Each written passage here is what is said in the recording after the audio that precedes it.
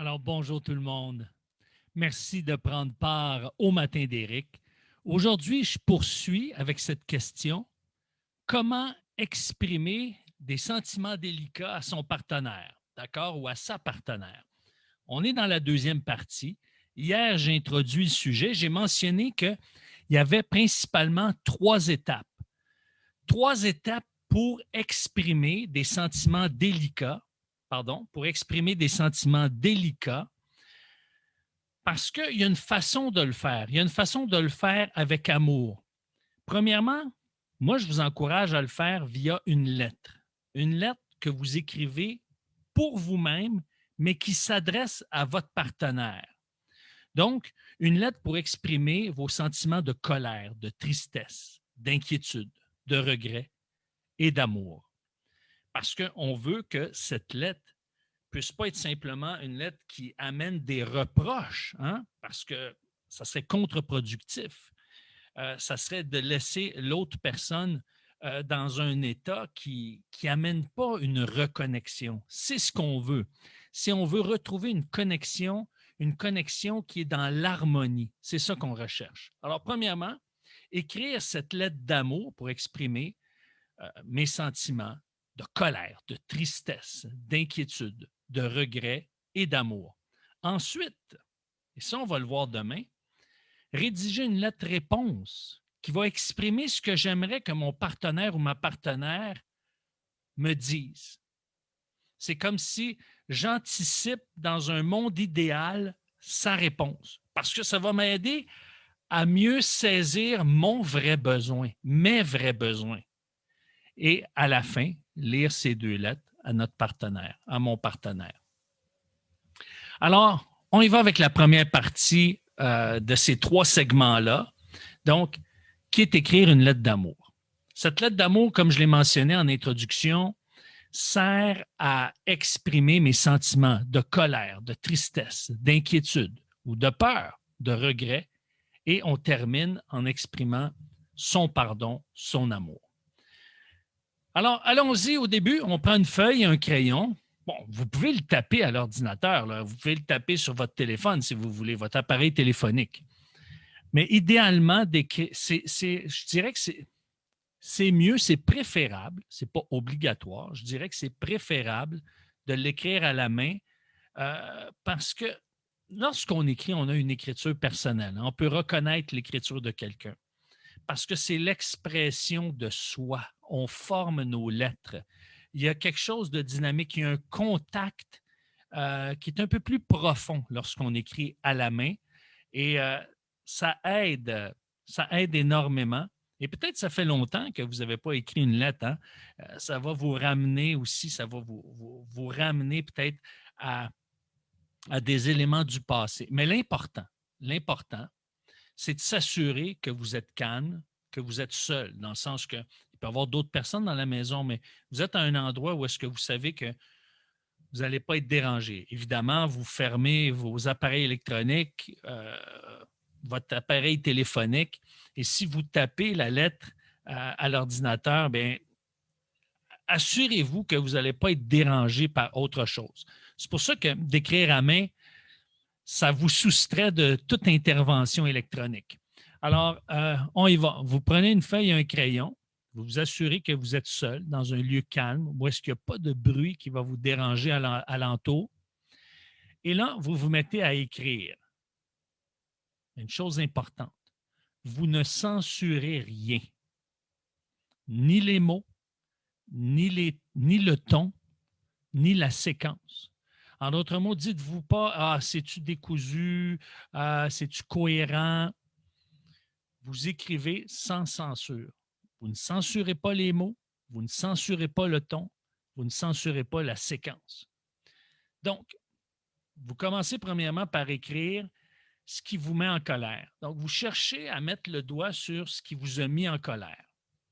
Pour un homme, c'est plus simple que pour une femme, règle générale, je le répète, on parle de généralité ici, parce que souvent, le premier réflexe d'une femme, c'est d'exprimer sa tristesse et non pas sa colère. Mais pour vous aider, essayez de chercher qu'est-ce qui vous rend mécontente, qu'est-ce qui produit chez vous du mécontentement en ce moment. Alors, ça va vous aider à savoir qu'est-ce qui vous met en colère. Vous écrivez par écrit ce qui vous fait mal, ce qui vous a fâché, ce qui vous a indigné, ou peut-être, et c'est malheureux si c'est arrivé, si vous vous sentez agressé. Ça, c'est important de l'écrire, comme je vous dis, sans censurer le ton, sans censurer les mots et sans censurer la séquence.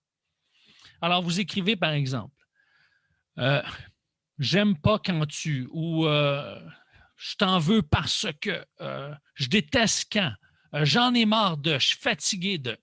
Exemple, j'aime pas que tu hausses la voix. J'aime pas que tu veuilles tout le temps que je devine tes pensées. Je t'en veux parce que tu m'as laissé tomber, parce que tu me critiques tout le temps. Je déteste que tu me dises comment faire les choses. J'en ai marre de ta paresse. J'en ai marre que tu veuilles que je fasse immédiatement les choses. Je suis fatigué de toujours répéter. Je suis fatigué de ce que tu ne me fasses pas confiance. Alors, vous écrivez ce qui vous vient à l'esprit concernant votre colère. Qu'est-ce qui vous a fâché, indigné, ce qui vous a fait mal, ce qui vous a agressé. Ensuite, une fois que vous l'avez exprimé, effectivement, il va y avoir des émotions. Il va y avoir des émotions. C'est normal. N'ayez pas peur. Vous devez passer au travers ce moment inconfortable, spécialement si vous êtes un homme, même si vous êtes une femme. Mais moi, je peux vous assurer une chose, c'est que c'est libérateur d'exprimer ce qu'on ressent. Ça peut vous faire peur, mais c'est important. C'est important. Maintenant, une fois que vous avez exprimé ce qui vous a fâché, indigné, ce qui vous a fait mal, ce qui vous a agressé, ensuite, vous exprimez ce que vous souhaitez, ce que vous désirez, ce que vous voulez.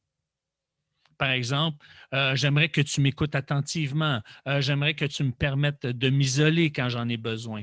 Donc, vous exprimez votre désir, votre souhait, ce que vous voulez, ce que vous souhaiteriez qu'il se passe dans un monde idéal. Vous l'écrivez sans censure. Et là, parce que c'est beaucoup plus, c'est important de communiquer ce qu'on veut, ce qu'on souhaite, parce que souvent on sait ce qu'on ne veut pas, mais d'essayer de prendre conscience de ce qu'on veut, ça nous aide à s'affirmer davantage et de s'affirmer dans l'amour, dans le respect, dans la considération de l'autre. Et ça nous permet d'aller à l'autre étape. Une fois que j'ai exprimé ce qui me met en colère, ce que je désire, ce que je veux, ce que je souhaite, et là, j'identifie ce qui me fait souffrir, ce qui m'amène à être triste, ce qui m'apporte de la tristesse. Et j'écris dans quelles circonstances je me sens triste, je me sens mal, je me sens blessé, je me sens déçu. Et après, j'écris ce que je désirais. Donc, je me sens mal, mais ici, ce n'est pas par rapport à la colère, je me sens mal par rapport à ce qui m'a blessé, ce qui m'a déçu, ce qui m'a rendu triste. Alors, j'écris ce qui m'a fait mal. Donc, je suis triste, par exemple, quand je ne veux plus que tu fasses ça parce que ça me rend triste. Je déteste quand tu réagis de cette façon-là, ça m'attriste. J'en ai marre de ces expressions-là, ça m'attriste, ça me blesse beaucoup, etc.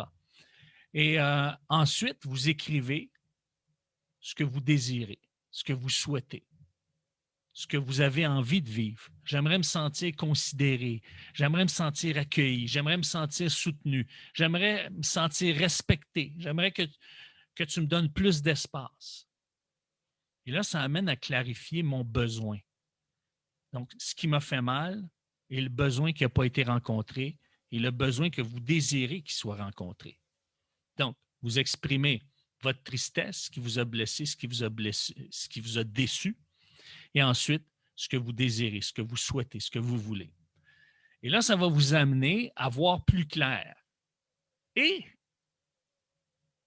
à identifier la peur qui se cache derrière votre tristesse. Parce que souvent, derrière une tristesse, il y a une peur. Et cherchez à savoir, quelle est la peur qui est derrière ma tristesse? Est-ce qu'il y a une peur? Ça peut être une insécurité, par exemple. Alors, vous vous posez les questions. J'ai peur quand tu agis comme ça. J'ai peur quand tu parles de cette manière-là. J'ai peur quand tu prends ce ton-là. Ou je crains, je suis effrayé. Ça peut être, par exemple, je suis effrayé parce que tu pourrais te tanner de moi, d'en avoir ras-le-bol de ma personne. Je crains que tu veuilles me quitter, etc. Ça peut être d'autres éléments de crainte. Ce sont simplement des exemples que je vous lance pour essayer d'alimenter votre réflexion. Mais ça peut être basé sur d'autres pistes. Alors, vous terminez ce segment, encore une fois, vous l'avez compris, par qu'est-ce que vous désirez, qu'est-ce que vous souhaitez, qu'est-ce que vous voulez. Par exemple, j'aimerais tellement que tu me rassures. Euh, je, je veux, je veux que tu me fasses confiance. Je veux que tu me fasses davantage confiance. Ou j'aimerais que tu me laisses libre. Et lorsque vous avez exprimé votre insécurité, votre peur, il y a souvent une douleur qui surgit. Et cette douleur-là, elle est associée à la culpabilité. Peut-être que votre conjoint, votre partenaire, votre conjointe vous fait sentir coupable d'une faute que lui-même a commise. Peut-être que vous avez une part de responsabilité dans ce qu'il a vécu ou dans sa réaction. Alors, c'est important d'analyser dans les deux côtés. Est-ce que je me sens coupable? Et peut-être ils disent, oui, je me sens coupable en ce moment et je me sens coupable parce qu'il me fait sentir coupable. Elle me fait sentir coupable pour une faute qu'il a commise, qu'elle a commise. Alors, vous écrivez ce que vous ressentez, comment vous le vivez. Par exemple, j'aimerais que tu assumes pleinement ta faute.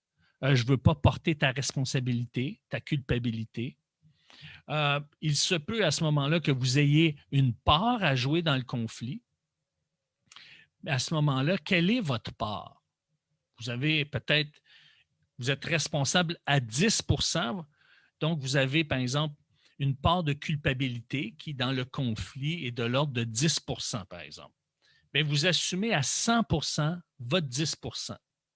Alors, vous pouvez dire pour votre 10%, pour la situation, c'est vrai que j'ai perdu patience, je suis désolé, pardonne-moi pour avoir perdu patience. Je souhaite vraiment qu'on puisse apprendre à communiquer. Je suis désolé pour avoir ignoré ton besoin. J'aurais dû comprendre que tu souffrais. Je dois accepter que tu sois différent. J'aimerais tellement qu'on puisse pouvoir exprimer ce qu'on a dans le cœur sans se chicaner, par exemple. Et là, à ce moment-là, vous en allez tranquillement en voulant vous dégager, vous libérer de vos blessures. Et là, où est-ce que ça vous amène? Bien, j'aimerais qu'on puisse vivre dans l'harmonie. C'est pourquoi je te pardonne pour telle faute, je te pardonne pour telle réaction. Vous exprimez votre pardon, votre compréhension, votre amour. Et là, à ce moment-là, vous terminez cette lettre-là avec soit le pardon, soit en réaffirmant votre amour pour cette personne-là, que vous comprenez ce qu'elle vit, que vous terminez par une note positive qui ramène l'harmonie. Mais pour ça, c'est important de relâcher le pardon. OK?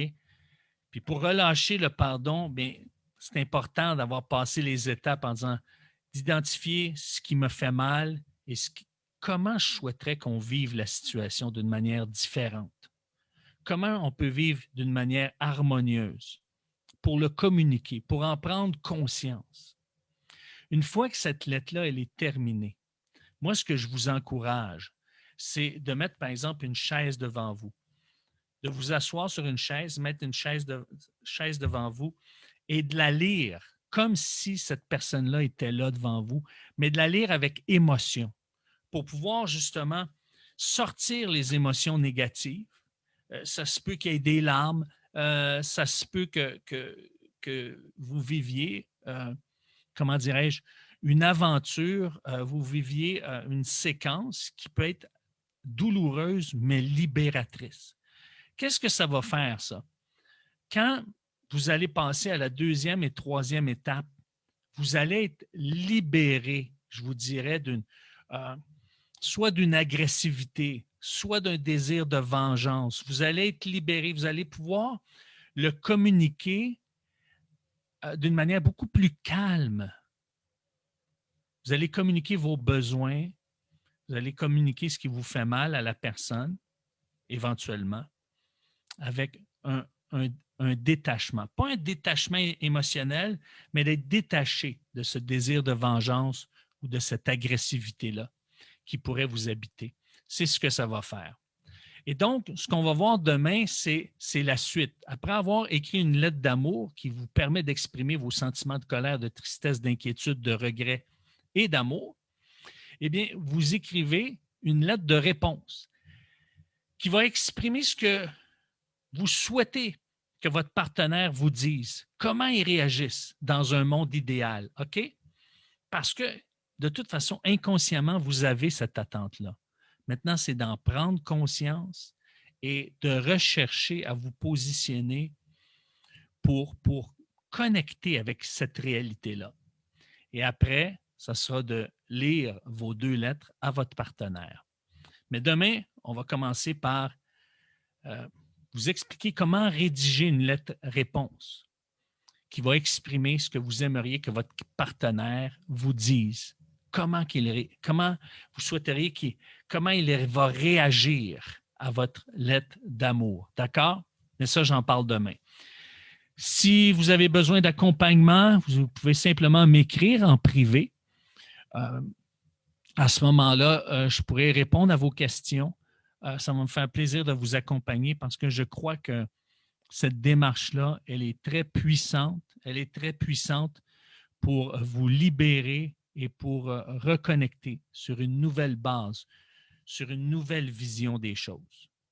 Et ça va vous aider à exprimer ce que vous ressentez plutôt que de le refouler et de développer de la rancœur, de l'amertume et éventuellement de vous distancer émotionnellement de votre partenaire. Ce n'est pas ce que vous voulez.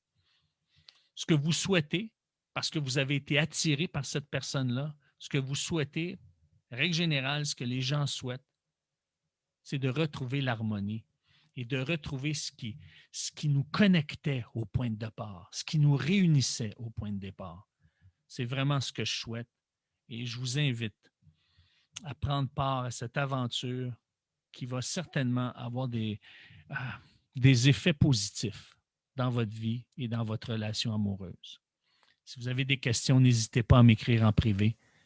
Ça va me faire plaisir d'y répondre. Alors, sur ce, eh bien, je vous souhaite un bon mercredi et à demain. Ciao!